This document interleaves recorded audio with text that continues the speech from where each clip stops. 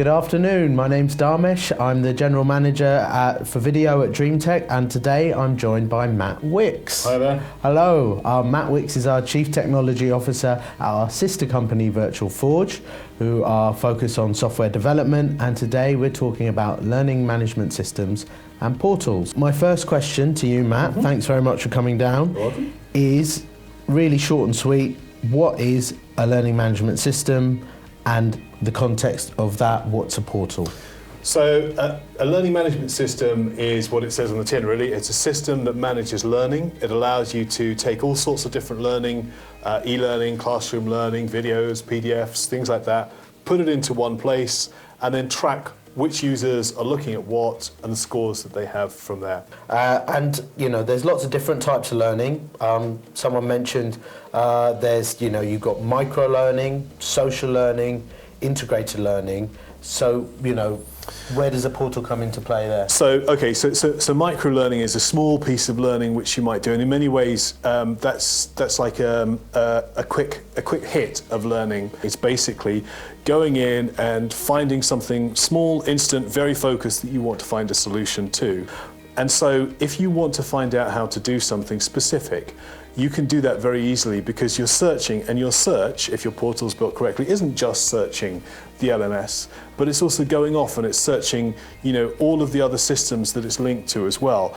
So you then have social learning, which is where there are lots of different definitions of social learning, but basically it's where you are sharing pieces of learning between different people, or coming to an understanding from picking the brains of other people in your team. So what that means is that, you're in a group of people who would be, for example, video experts, and you want to know how to do something. You go in, you search on the portal, you can't find it, so you go into the social thing and you say, how would I do this? And 4 or 5 people come back in. Maybe they come back in with links, maybe they come back in with suggestions, or something like that, and that's how it goes.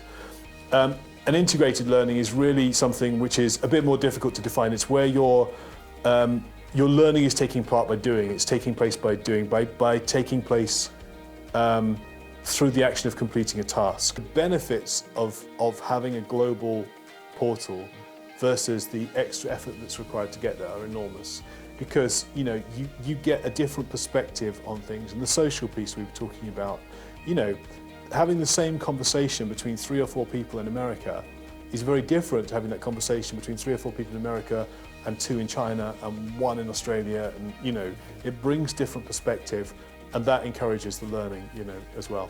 A portal can come in many shapes and sizes, and what you really need to do is say, okay, for me to, forgetting that it's a portal or a learning management system or anything like that, what is it that you want your learners, when they sit down in front of their screen or at their phone or whatever, what is the outcome that you want to have from that? There are always these two sides of, you want to make learning enticing, but you also have to do it quite often.